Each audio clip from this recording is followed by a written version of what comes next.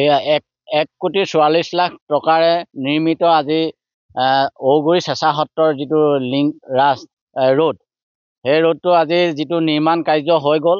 প্ৰথম আমি আৰ্ট ফিলিঙৰ পৰাই ক'বলৈ গৈছোঁ। আৰ্ট ফিলিং কৰিবলৈ আহোঁতেও আমি কৈছিলোঁ যে ৰাস্তাটো কোনো মানে জোখ মাখ হোৱা নাই, কিমান বহল হ'ব কি হ'ব সেইখিনি ক'লে মানে ক'ব যে আমি পিছতহে জোখ মাখ কৰি ল'ম। কিন্তু আজিলৈকে জোখ মাখ নহ'ল, কিমাননো বহল হ'ব, ছাইড বাম কিমান হ'ব, একো তাৰ কোনো জোখ মাখ নহ'ল।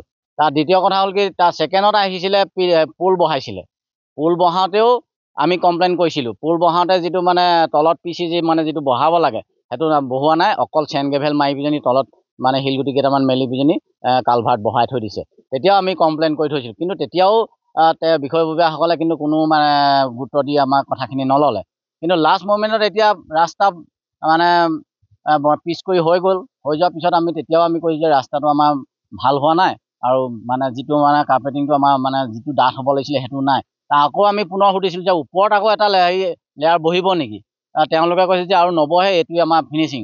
আমি অন্য ৰাস্তা দেখিছোঁ যে দুটা তৰফত মানে ৰাস্তা নিৰ্মাণ হয়, যে এটা ওপৰত এটা মিহি দিয়ে, গতিকে সেইটো এতিয়া নবহে বুলি ক'লে। তেতিয়া তেওঁলোকৰ SDO ছাৰো আছিলে, আৰু লগতে বাকী মহৰীৰ পৰা ধৰি এনেকৈ কেইবাজনো তেওঁলোকৰ মানে বিষয়ববীয়া আছিলে PWD বিভাগত। তেওঁলোকক কিন্তু আমি জনাইছিলোঁ যে তেওঁলোকে যে ৰাস্তাটো ভাল হৈছে বুলিয়ে ক'লে। কিন্তু ভাল হোৱা ৰাস্তাটো আজি আপোনালোকে দেখিছে যে ৰাস্তাটো কেনেকুৱা ধৰণে হৈছে। আনকি তলত প্ৰথম শিলগুটিখিনি ৰাউণ্ড শিলগুটি পৰিছিলে, বগা বগা শিলগুটি দিছিলে, সেইখিনিও কিন্তু আমি কমপ্লেইন দিছিলোঁ, তেওঁলোকে সেইটো মানে মানি নল'লে, ৰাইজৰ কথা নুশুনিলে। কিন্তু তাৰ পিছত এতিয়া ব্ৰাছ ভালকৈ মৰা নাই। ব্ৰাছ নাই মৰা কাৰণে আজি বালিৰ ওপৰতে যি তেল অকণমান মাৰি দিলে, মাৰি পিনে পানীয়ে বালিয়ে তেলে মানে মিক্স কৰি মাৰি দিলে, এতিয়া তাত মানে আঠা নাই, ক'ত তাত ৰ'ব। গতিকে ইমানেই নিম্নমানৰ মানে বস্তু মানে দি পিনি এনেকৈ ৰাস্তা নিৰ্মাণ কৰিলে, এবছৰ নালাগে, আজি 24 ঘণ্টাৰ ভিতৰতে এৰাই গুচি গ'ল। গতিকে এইদৰে যদি লুটি পুটি খোৱা ঠিকাদাৰ আৰু বিষয়ববীয়াসকল থাকে, তেতিয়াহ'লে আমাৰ ৰাইজ কিন্তু কোনোদিন উপকৃত নহ'ব। গতিকে এইখন চৰকাৰে এনে সদায় কৈ আছে যে দুৰ্নীতিমুক্ত হ'ব লাগে। গতিকে চৰকাৰক মই ইয়াৰ পৰাই জনাইছোঁ যে অতি সোনকালে যিসকলে দুৰ্নীতি কৰিছে তেওঁলোকক উচিত বিচাৰ কৰিব লাগে, আৰু ঠিকাদাৰ ব্লেক লিষ্ট কৰিব লাগে।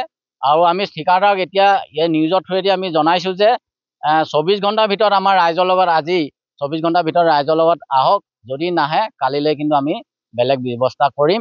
গতিকে পিছত আমাৰ গাত দুখ নাই। যদি এতিয়া কিবা ব্যৱস্থা কৰিবলৈ আছে তেওঁ আহক, আহি ৰাইজৰ লগত আলোচনা কৰক, ৰাস্তা কেনেধৰণে নিৰ্মাণ কৰিব। গতিকে ৰাইজৰ লগত আলোচনা কৰি লওক, কিন্তু যদি নকৰে আমি বেলেগ ব্যৱস্থা কৰিম, আমি যি কৰিব লাগে আমি কৰিম। গতিকে পিছত আমাৰ গাত দুখ নাই। ঠিকাদাৰক আমি এতিয়া আজি নিউজৰ থ্ৰুৱেদিও আমি এইটো জনাই দিছোঁ, আৰু চৰকাৰকো জনাই দিছোঁ যে অতি সোনকালে তেওঁলোকক যাতে বিহিত ব্যৱস্থা লৈ আমাৰ ৰাস্তা অতি সোনকালে নিৰ্মাণ কৰি দিব লাগে, আৰু সম্পূৰ্ণ নতুন পুনৰ নিৰ্মাণ হ'ব লাগিব। আমাক কিন্তু ৰিপেয়াৰিঙত আমি মানি নলওঁ। গতিকে কাৰণ কেলৈ ৰিপেয়াৰিঙত নেমাৰোঁ, গোটেই ৰাস্তাটোৱে বেয়া হৈছে। গতিকে অকল এজেগাত আমি ৰিপেয়াৰিং কৰি থ'বলৈ আমি মানি নলওঁ। গতিকে অতি সোনকালে আহি পিনে আমাক ৰাস্তাটো সোনকালে বনাই দিব লাগে। এয়া দেখিছে ৰাস্তা বনাই গৈছে, আজি 72 ঘণ্টা নহওঁতে ৰাস্তা চকলে এৰাই গৈছে। তাৰ ওপৰত এতিয়া আমি 24 ঘণ্টা সময় দিছোঁ, ঠিকাদাৰ আহি আমাৰ লগত আলোচনাত বহিব লাগে, আৰু আমাক নতুনকৈ ৰাস্তাটো বনাব লাগে। ৰিপেয়াৰিং কৰিলে নহ'ব, নতুন ৰাস্তা বনাই দিব লাগিব আমাক প্ৰথমৰ পৰা আকৌ।